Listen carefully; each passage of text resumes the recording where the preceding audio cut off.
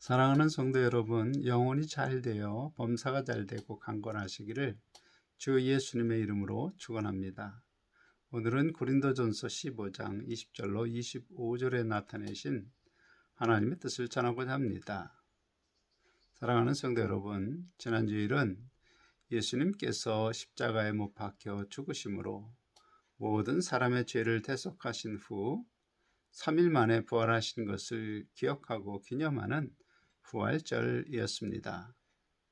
부활하신 후 예수님께서 40일 동안 지상에서 제자들에게 나타나 보이심으로 믿음의 확신을 주신 후 500여 명의 제자들이 보는 앞에서 승천하셨음을 사도 바울 서신으로 확인하였습니다.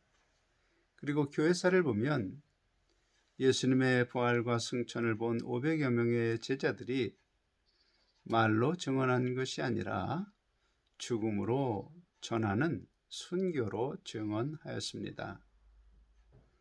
사랑하는 성도 여러분, 그들의 증언을 듣고 예수님의 부활 승천을 믿는 것과 믿지 않는 것, 둘 중 어느 것이 상식적이고 이성적일까요?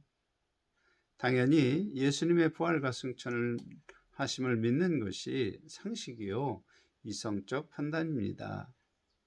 왜냐하면 예수님의 부활을 믿지 않는 것은 그것을 증언한 500여 명의 제자들도 매수를 당해서 거짓을 위하여 순교를 선택했다 말하는 것이 되며, 그런 주장은 누군가의 거짓을 지켜주려고 아무런 이득이 없이 화형이나 산 상태에서 사자에게 잡아먹히거나 말뚝에 박혀 죽는 죽음을 선택하는 사람이 있다는 주장이 됩니다.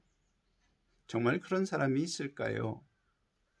비정상적인 사람이 아니라면 그런 주장을 하지 못할 것입니다. 그러므로 오늘은 예수님의 부활을 믿는 지극히 상식적이고 이성적인 사람들이 반드시 알아야 할 부활에 관하여 감추어진 영적 비밀에 대하여 전하고자 하니 집중하여 듣고 영광스러운 부활을 소망하며 복되고 아름다운 그리고 기쁘고 평강을 누리는 성도 여러분이 되시기를 주 예수님의 이름으로 축원합니다. 고린도전서 15장 20절에 그리스도께서 죽은 자 가운데서 다시 살아나사 잠자는 자들의 첫 열매가 되셨도다. 이 말씀에는 매우 주목할 표현이 있습니다. 예수님의 부활을 잠자는 자들의 첫 열매로 표현한 것입니다. 첫 열매라는 말은 그 다음에 두 번째 열매, 세 번째 열매 등등 그 뒤에 열매가 계속 나타날 때 쓸 수 있는 말입니다. 따라서 예수님의 부활 이후에 부활이 더 있음을 분명하게 보이시는 말씀입니다. 그리고 부활이 예수님의만의 부활 한 번만이 아니라 더 있음을 고린도전서 15장 23절로 24절 그러나 각각 자기 차례대로 되리니 먼저는 첫 열매인 그리스도요 다음에는 그가 강림하실 때에 그리스도에게 속한 자요 그 이후에는 마지막이니 그가 모든 통치와 모든 권세와 능력을 멸하시고 나라를 아버지 하나님께 바칠 때라. 이 말씀에 비교적 자세하게 기록하고 있습니다. 이 말씀을 분석하여 보면 매우 중요한 사실을 알 수 있습니다. 먼저 부활이 세 번 있음을 알게 됩니다. 그리고 그 세 번의 부활이 순서가 있고 그 차례를 따라 이루어지며 언제 이루어질지 그것도 알 수 있습니다. 순서상 첫 번 부활은 앞에서 설명했듯이 첫 열매로 표현된 주 예수 그리스도의 부활입니다. 그러므로 첫 부활은 이미 이루어졌습니다. 두 번째 부활은 그리스도에게 속한 자의 부활입니다. 그리스도에게 속한 자란 어떤 사람을 뜻할까요? 요한복음 15장 4절 내 안에 거하라 나도 너희 안에 거하리라. 가지가 포도나무에 붙어 있지 아니하면 스스로 열매를 맺을 수 없음같이 너희도 내 안에 있지 아니하면 그러하리라. 이 말씀에서 어떤 사람인지 분별할 수 있습니다. 바로 생활 속에서 성령의 열매를 맺는 사람입니다. 곧 예수 그리스도로 말미암아 사랑과 희락과 화평과 오래 참음과 자비와 양선과 충성과 온유와 절제, 그런 것이 그의 삶에서 나타나는 사람입니다. 또한 빌립보서 1장 11절 예수 그리스도로 말미암아 의의 열매가 가득하여 하나님의 영광과 찬송이 되기를 원하노라. 이 말씀에서는 성령의 열매를 의의 열매로 표현하는데 예수님께 속한 사람은 그런 열매가 가득하게 된다는 사실을 보여줍니다. 그러므로 분명한 것은 세례를 받은 성도라도 성령의 열매가 나타나지 않는 사람은 예수님께 속한 사람이 아닙니다. 또한 자기가 좋아하는 사람과 관계에서는 성령의 열매가 나타나도 좋아하지 않는 사람과 관계에서는 나타나지 않는다면 그리스도께 속한 자가 아닐 수 있습니다. 곧 자기의 감정이나 이성이나 지혜를 기준으로 하나님 말씀을 지킬 때도 있고 지키지 않을 때도 있는 사람이라면 그리스도께 속한 자가 아닙니다. 오직 자기의 감정과 이성과 지혜로는 감당하지 못하는 일이라도 예수님의 가르침으로 인하여 말씀을 지켜 행함으로 열매가 가득한 사람이 바로 예수 그리스도께 속한 자입니다.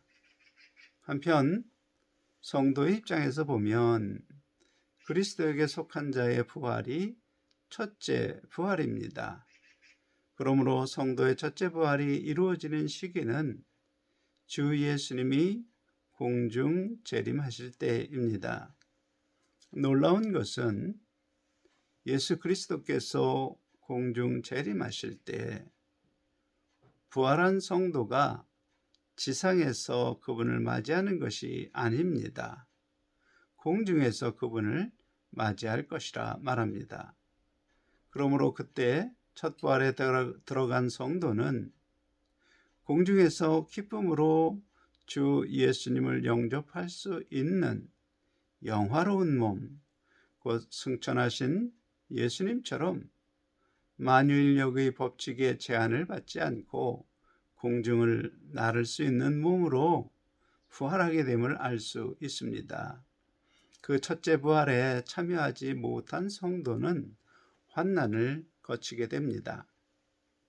그리고 성도의 둘째 부활은 주 예수님이 첫째 부활한 성도들과 함께 왕으로 다스리시며 모든 원수를 멸망시키신 후에 나라를 하나님께 바칠 때임을 알 수 있습니다. 그때가 바로 마지막 때입니다. 마지막 때에 부활은 모두 기쁨으로 맞이하는 것이 아닙니다. 왜냐하면 요한복음 5장 29절에 선한 일을 행한 자는 생명의 부활로 악한 일을 행한 자는 심판의 부활로 나오리라. 이 말씀대로 하나님 보시기에 선을 행한 선인은 생명의 부활로 악을 행한 악인은 심판의 부활로 나와서 심판을 받게 되기 때문입니다. 이 말씀에서 주목해야 할 말씀은 바로 생명의 부활과 심판의 부활을 판단하는 기준입니다. 믿음이 아니라 행한 일이며 그 일이 하나님 말씀을 기준으로 행한 선한 일인가, 아니면 자기 지혜와 감정과 의지를 기준으로 행한 악한 일인가, 그것입니다. 만일 어떤 부활로 나올 것인지 판단하시는 하나님의 기준이 행한 일이 아니라 믿음이라면 믿는 자는 모두 영광스러운 생명의 부활로 나올 수 있습니다. 그러나 행한 일이 기준이고 믿고 세례를 받은 사람이라도 하나님 말씀을 기준으로 살지 않고 자기 생각을 기준으로 살며 행하는 교인은 부끄러움을 당하는 심판의 부활로 나오게 될 것입니다. 그러면 요한복음 3장 18절, 그를 믿는 자는 심판을 받지 아니하는 것이요 믿지 아니하는 자는 하나님의 독생자의 이름을 믿지 아니하므로 벌써 심판을 받은 것이니라.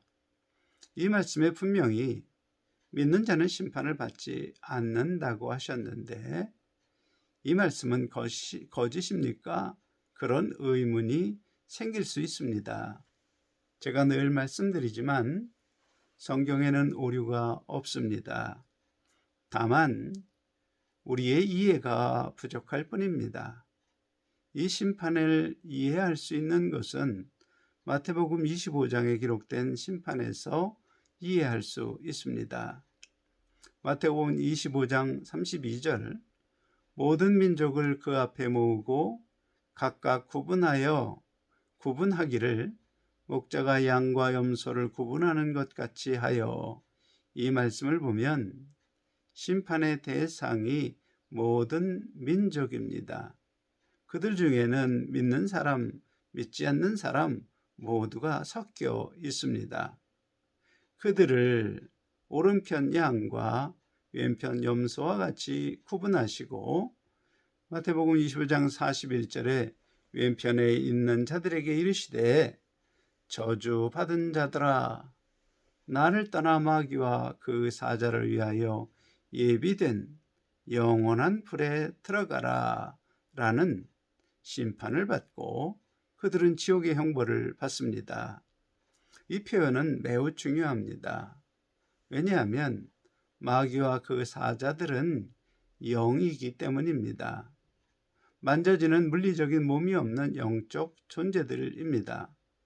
그러므로 무덤에서 주의 음성을 듣고 모든 이들이 주 앞에 모이지만 믿음이 없어서 예수 이름으로 지극히 작은 자에게 물 한 번 대접한 일이 없는 사람은 부활하여 새로운 몸체를 얻고 지옥에 던져지는 것이 아니라 마귀처럼 몸이 없는 영혼의 상태에서 지옥에 던져지는 영원한 형벌을 받게 됩니다.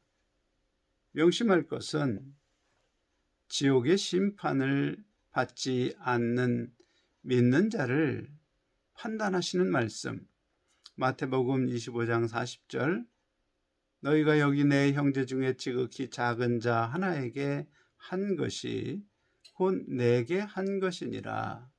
이 말씀을 기준으로 보면 최소한 한 사람에게라도 물 한 잔을 주의 이름으로 주는 산 믿음이 있었어야 함을 알 수 있습니다.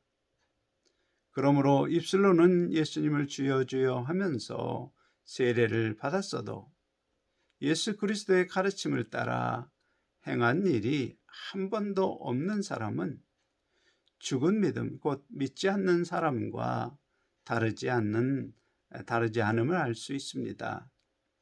한편 고린도전서 15장 28절에 만물을 그에게 복종하게 하실 때에는 아들 자신도 그때의 만물을 자기에게 복종케 하게 하신 이에게 복종하게 되리니, 이는 하나님이 만유의 주로서 만유 안에 계시려 하심이라.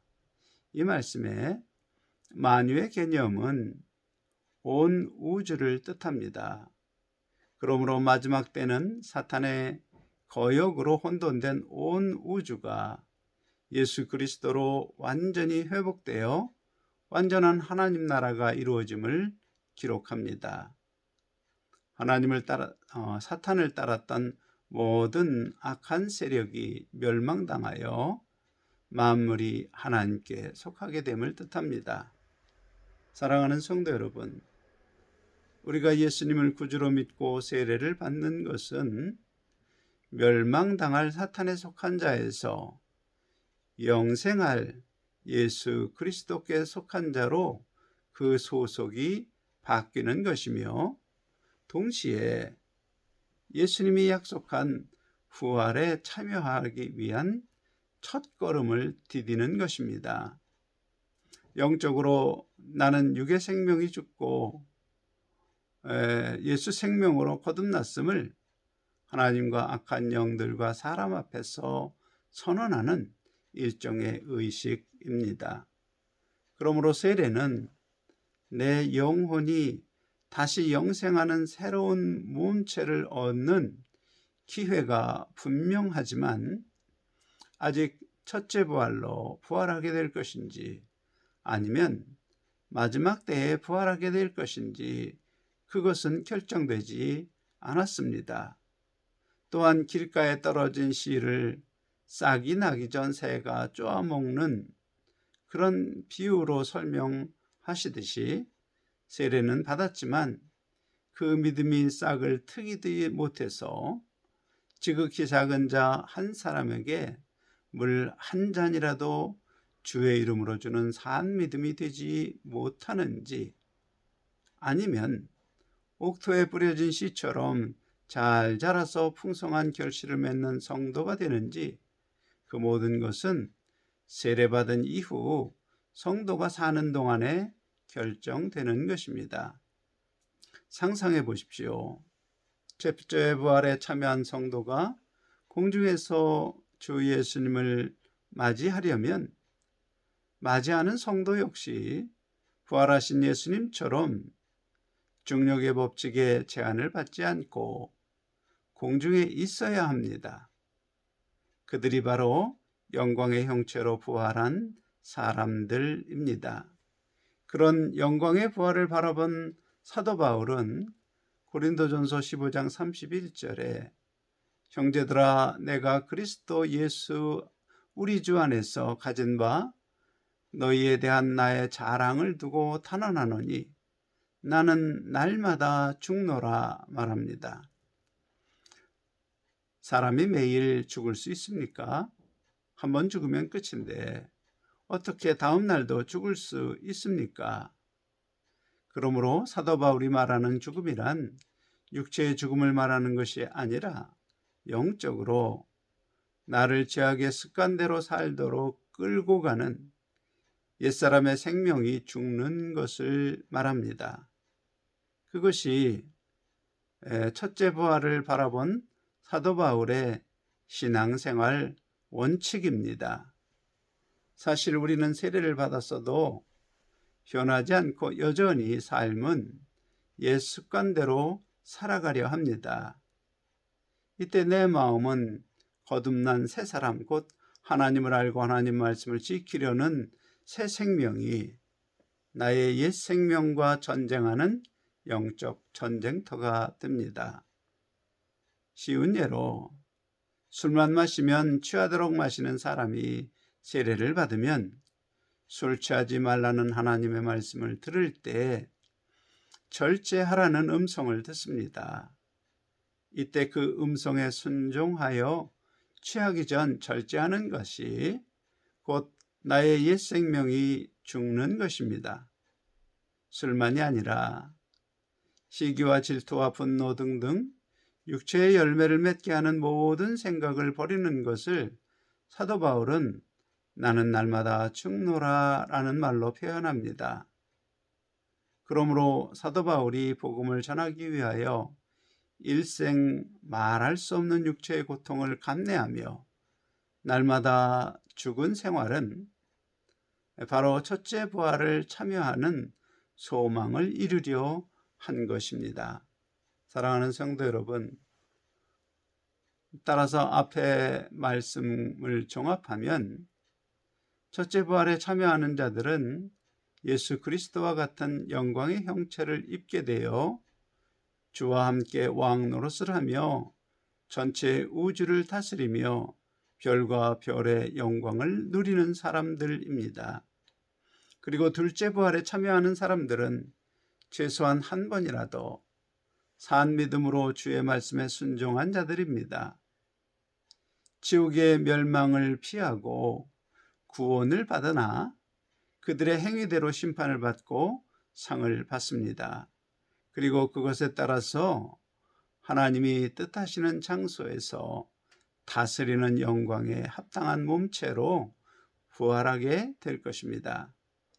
사랑하는 성도 여러분, 이 세상의 것을 탐하는 삶은 헛될 뿐이라 성경이 표현합니다. 다만 우리가 주의 사랑을 마음에 품고 주의 말씀을 기쁨으로 지키는 모든 수고는 결코 하나도 헛된 것이 없습니다. 주의 이름으로 한 잔의 물을 주는 것도 다 상급이 되어 우리에게 부활의 형체를 주실 때 더 나은 부활의 형체로 주시는 것입니다. 사랑하는 성도 여러분, 부활 소망은 마치 어두운 밤바다에서 갈 곳을 알려주는 등대와 같습니다. 등대를 바라본다면 아무리 어둡고 파도가 높아도 길을 잃지 않는 것처럼 부활 소망을 가진 성도만이 세상의 어떤 유혹에도 흔들리지 않고 진리의 길을 갈 수 있습니다.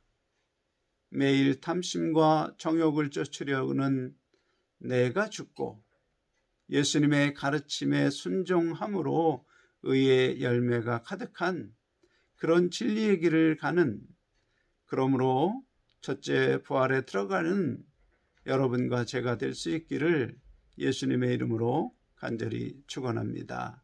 아멘.